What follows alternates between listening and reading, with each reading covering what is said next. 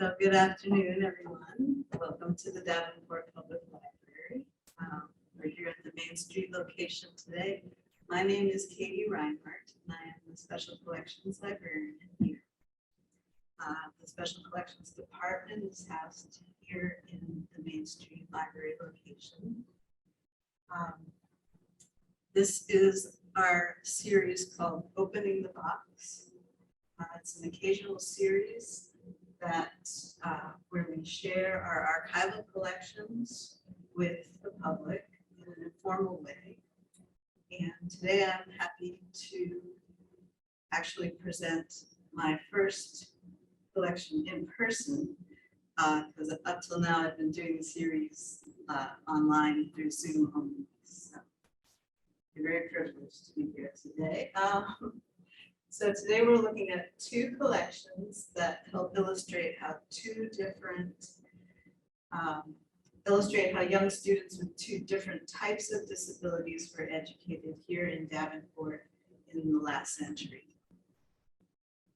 So first we'll be talking about what was most commonly called the Oral Deaf School, sometimes also the School for the Deaf, and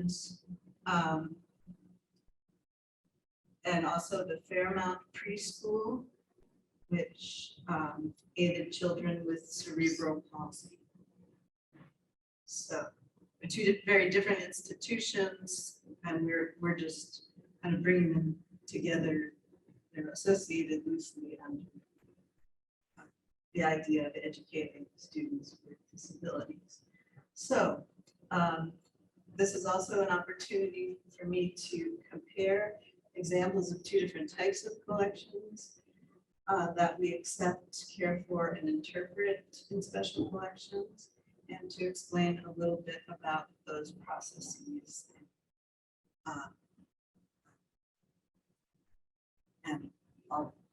So that's what I'll be doing.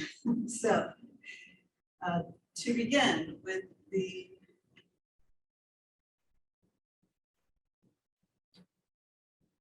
Oral Deaf School, which was active from the 1920s through the 1970s. It's our collection number 2021-15. It's a very small collection of photographs donated by a mother and daughter who both attended the school at different periods. So I can just quickly show you the full extent of this collection. It's just a few photographs. These show a teacher, these date to 1930. These show a teacher at the piano with a group of children on the left, and then on the right, the children, let's say a little larger group of children have the same, are also at the piano, but now are holding musical instruments. And then this photograph is some kind of, also from the 30s, is another musical performance of some kind. You can see the children holding instruments. This was, since the children are costumed, some other type of performance. And they're formally posed there. And this records a Halloween celebration, I assume. And then this photograph is, that dates also from the 1930s. To a class portrait. And here are depicted on the right an outing of some kind for the school and another small class photo from 1944. And then these last two photographs, there's the class posing outside the school, and this professional photograph of a girl licking a stamp and her classmate drawing a picture. So that's really the extent of what we know based on just the primary source materials we have in the collection. So in this case, in order to interpret these items, we do have to go to other sources such as newspapers to find out more about the history of this school. So luckily, we have all the local newspapers on microfilm available in special collections that our patrons are welcome to come in and view anytime. So we learned that even though the photographs are from the 30s at the earliest, we have knowledge from the newspapers that it was in 1921 that the school was actually begun, and it was a department of the public schools.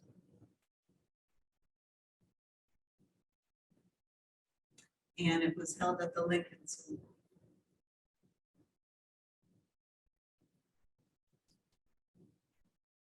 So this is a portrait from the newspaper of the head of the department, Miss LaVilla Ward, in 1922.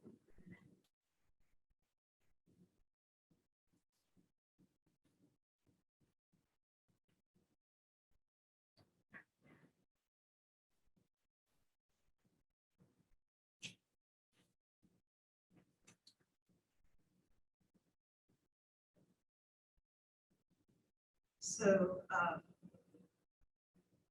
the school was founded. The school was founded in 1921, possibly inspired by a Davenport High School student named Priscilla Grady, who had organized a class of lip reading and speech for the deaf.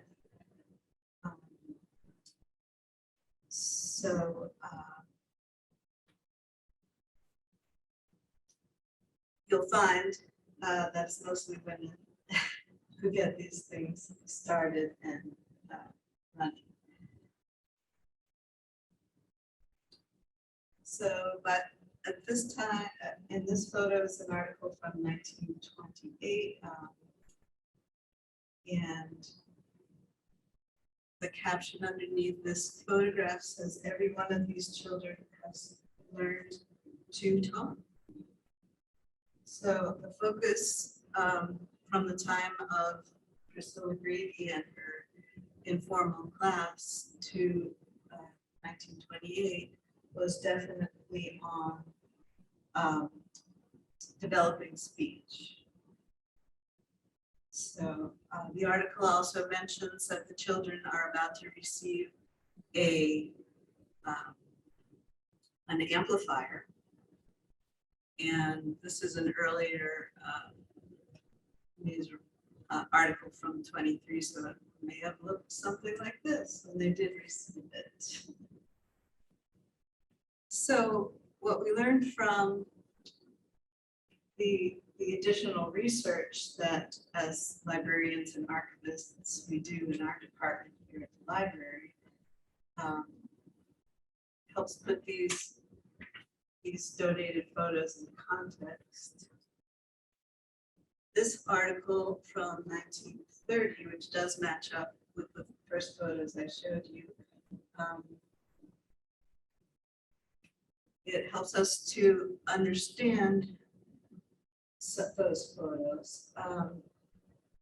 This article describes how children are learning to speak by placing their hands on teachers' cheeks and feeling the vibrations, and then attempting to replicate that process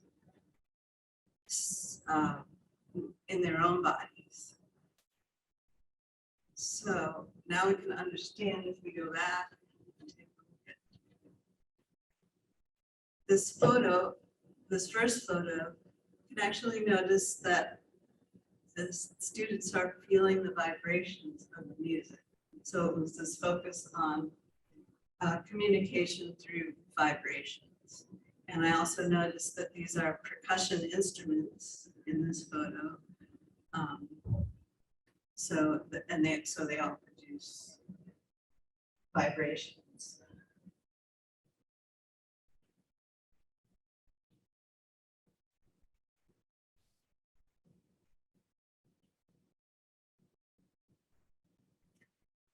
So then that the photograph of the children who were in costume, a little newspaper research lets us know that they actually put on what was called a May Day program in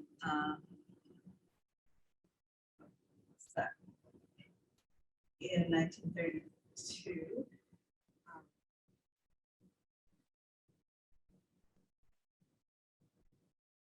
And that they were dressed for a playlet called Woodland Flowers. And you can see the girls had skirts that looked like flowers.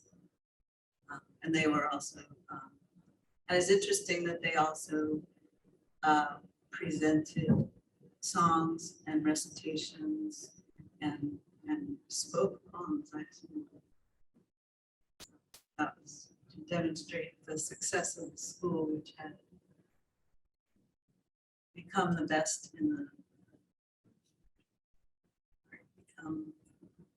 in state, according to this article.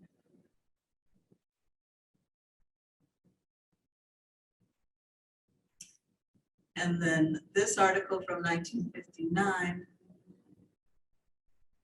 we can actually see that photograph of the girl licking the stamp. So that must have been a photograph that the family got from the newspaper photographer. So, and these newspaper articles that we collected, we'll put it with the materials that we have, so we can help tell the story of these students' school. And after the period, after the 1950s, we need the newspapers to tell us some other developments, which are that the deaf school moved from, they had first been at the Lincoln School, then they moved to Main Street near the high school building. And then in 1963, they moved into the Wilson School. And you can see some of the newer type of equipment now that it's 60s. And the woman pictured here and here, she's retiring in 1968. Her name is Jenny Wills McDermott, and she had been a teacher at the school in the late 50s, and she worked all the way up through the 1960s. So I don't actually know the fate of the school after 1975, when I see it still mentioned separately as the World Deaf School. So again, we welcome any additional information from our audience and our public here in Davenport that you might know, and any additional documentation such as photographs, or scrapbooks, or art. So, and this collection, because it's just the photographs was relatively easy to process, is what we call how we learn to protect archival materials and organize them so that they can be easily retrieved for researchers. All we needed to do was put the original photographs in an acid-free folder, and then we interleave that with acid-free paper, and we use the paper to identify also any information that learn or that we know from the donor about the materials. And we also digitize some of our photographs. And we do have a platform for making those available to the public. And we do that for select collections. So these haven't been digitized yet. And we have our online digital catalog is called the Upper Mississippi Valley Digital Image Archive. So we welcome you to take a look at that. So on to the Fairmount Preschool.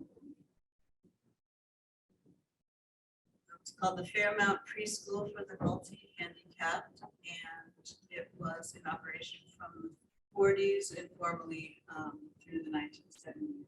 So,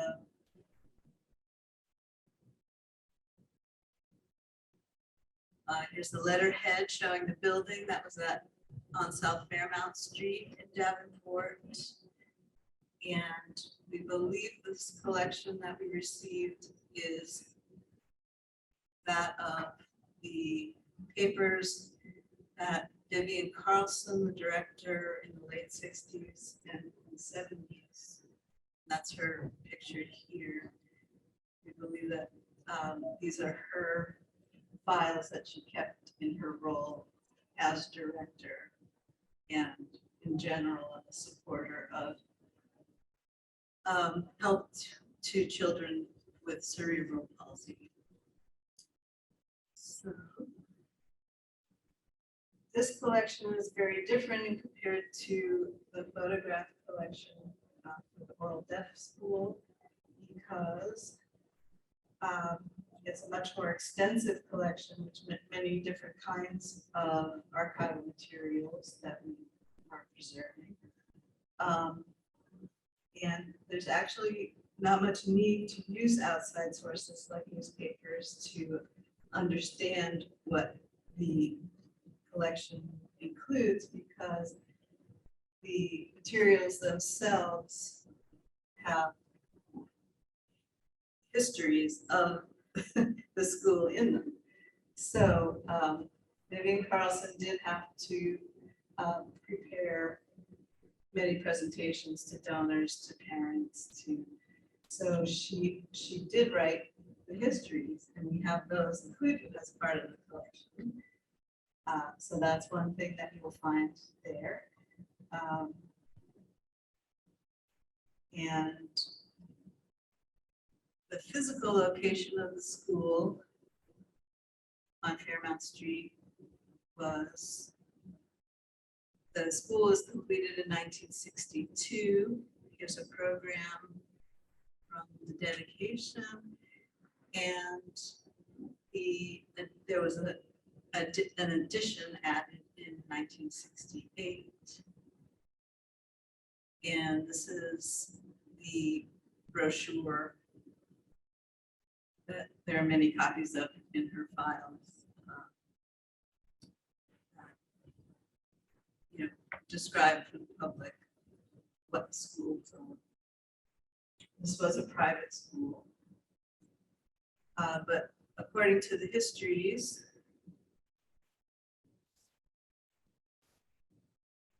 that are part of this collection, we learned, I can just briefly run through that history. We know it started much earlier than the 60s and 70s because a group of parents met in 1946 to organize a play school for their children with cerebral palsy. And they became much more and more, they added many more children through the late 40s and 50s, and they started to become more formally organized. They hired special ed teachers, they hired a director, and changed the name to the Cerebral Palsy Play School. It's first called the Spastic School. So through the 50s, they add many more services such as speech assistance, mental health service, physical therapy, there were swimming lessons, and they eventually started to raise funds to support this growing school. They needed needed special equipment for the children. They needed means of transportation from home to the location of the school. And in 1953, they become the United Cerebral Palsy School, and they moved to 410 Marquette Street, the former fire station building. And their main sponsor through this time was the Davenport Chamber of Commerce and the JCETs or the JSETs, who are the young women in the junior chamber. They volunteered and they also raised funds.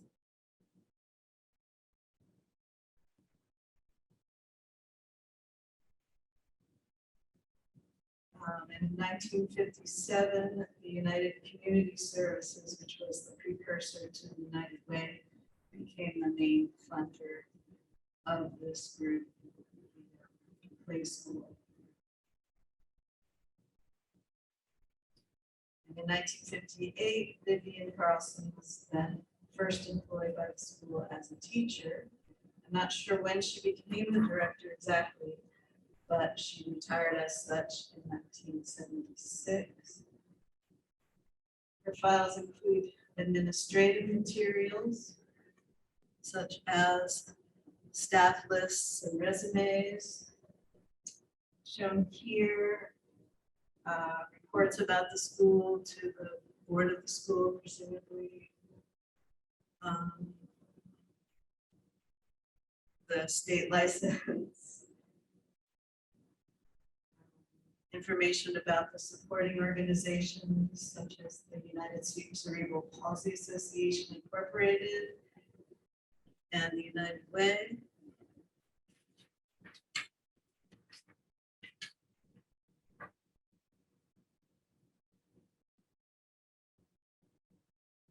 Her files also included, most importantly, I don't know how to get rid of this. It's not showing up on the recording. But this is an open house from so communication with the parents was probably the most important role that she played. This was potential parents of potential students, and also existing students. So, and probably also prospective donors too. So she would hold open houses. This one's from, is a program from 1972. There's also a list of all the slides that she showed, and if I go digging through the box, I may be able to find the slides themselves, but it illustrated a lot of the equipment that gets used and all the activities that the children engage in.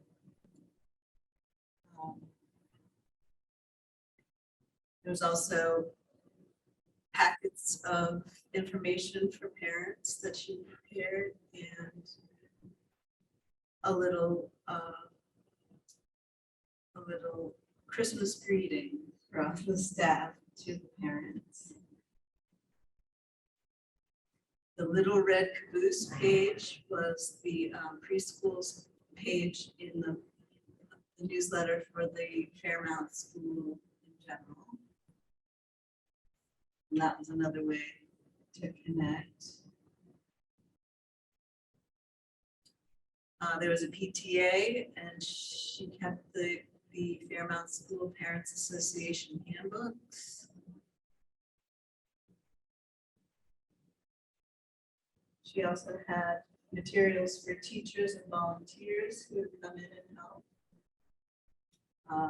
This was the first page of a packet for volunteers, giving suggestions for how to work with children. And the one on the right there is profiles of specific needs of a student who she was hoping to pair with a volunteer from the Big Brothers and the Big Sisters program. We also have, oh, and this is a a little folding booklet, and it was one long strip. Here I'm showing it in two parts. And this is something that looks like Vivian Carlson made as a demonstration for an activity that she could do with the children, where they would put their phone number and, you know, visual images that related, and then on the back they would put the information. That was her teaching how to teach, basically. We also have her files for her own professional education. This is information about teaching visual perception. These are her handwritten notes from a publication called the Peabody Language Development Kit, and a paper she wrote for a course at Mary Crest College. And she got a nice comment from her teacher there, and that was on developmental and remedial activity. We know the kinds of teaching methods that she was keeping herself apprised of.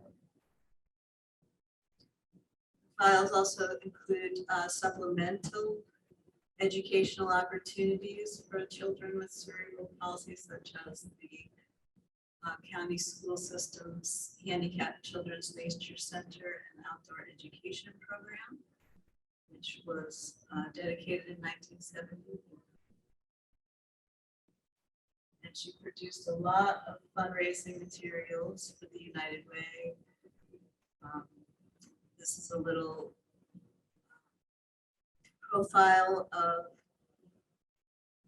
Alvin J. or AJ, and a photo of him for a 1975 campaign, and then it looks like he's a little younger. It's the same child in the one on the right.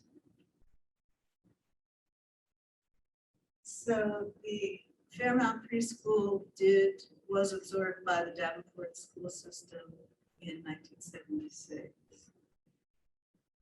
And so Vivian resigned as director and began to volunteer, and she helped to start this organization called the Cerebral Palsy Association of Scott County Incorporated, which she goes to a lot of effort to say is not connected to United Cerebral Palsy, which was a sponsoring organization of preschool in the 60s. So, and doesn't mention anything about the schools. So I think this was a change that she didn't appreciate. But she did found the separate organization to provide materials, equipment, and just to raise funds for the children with cerebral palsy in the area. And the main way that funds were raised was this walkathon, which continued through the 1980s at least.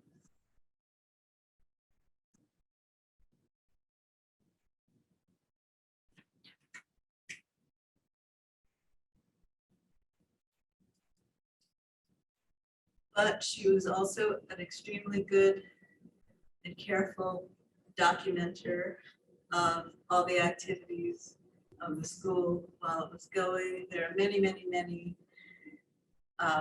loose newspaper clippings and clippings pasted into albums, scrapbook albums as part of the collection. And many, many photographs, including some ones from before the school actually came into being as being located at Fairmount. So these are some physical therapists with a child. These are probably professional photographs taken for fundraising purposes in the 50s. These are from 1959. and show the space and the children and the volunteers and the teachers working in them. These are from these are both from 1966, so they show the children inside the school building at this point. And these were not professional, obviously they're just Indian personally documenting school, and she must have used them to demonstrate types of equipment that the children used. This says these children are propelling themselves with their hands on what were called body dollies, since it was difficult for them to move using their legs. And there's lots and lots of these photographs of activities, equipment being used, where she writes on the back. So this is a free play exercise. This is a shuffleboard game. This shows the physical therapist working. This shows some volunteers helping the children take their coats off and come into the school. This is a wet sand that this child needed for developing hand manipulation skills. And this box, it's called a chimney box. And she says here it was used to stabilize so the child can use hands freely. So it's like he's erasing something from the board there, supported by this box. This is the building of the addition, and you can barely see here, but she must have taken the children out to watch that as it was being done. So pretty detailed record of the activities through photos. These are from the 70s. That's Indian.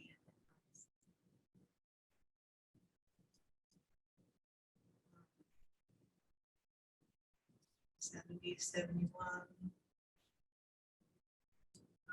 Professional photographs, activities, probably again for fundraising purposes. And there were also class photos. There are many, many.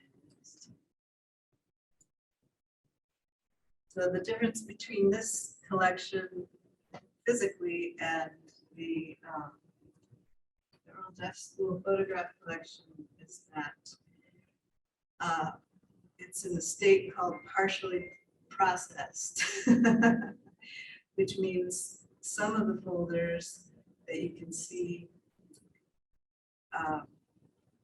and for those of you on the recording, you're welcome to come in anytime to special collections and we'll show you the state of this collection. The box, the wood grain looking box was actually, we believe, Vivian Carlson's file box. And she had a lot of folders in there that are not acid free. So the box next to it shows how we've begun to start foldering in acid free folders, the documents from that metal box. There's a file card box of volunteers. It's got the names of volunteers from the entire time she was working at the school. So we can really drill down to specific people who were involved at the school with this collection. But again, it's not really accessible in that form because they're all stuffed in there. And plastic's actually pretty safe for containing paper materials, but that's something that we would rehouse so people could take a look at them more easily.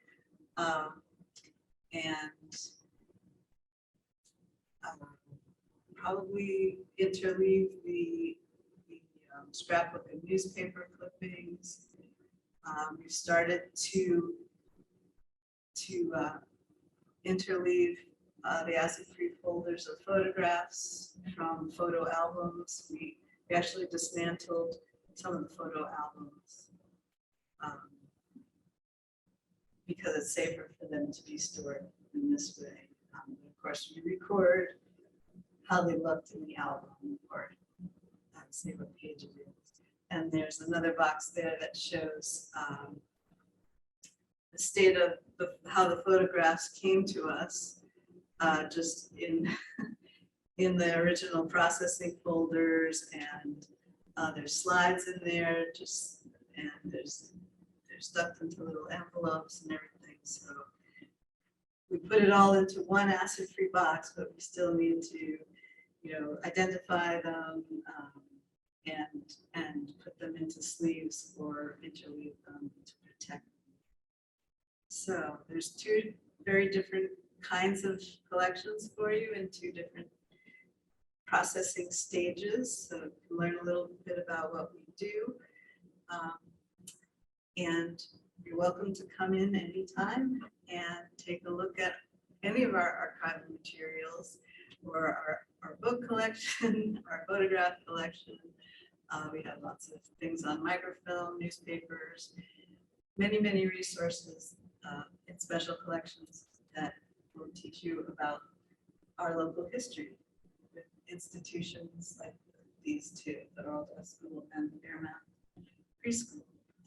Thank you very much for joining me. And here's our contact information on this last slide. If you'd like to get in touch. And we hope to see you here in Special Collections soon. Take care.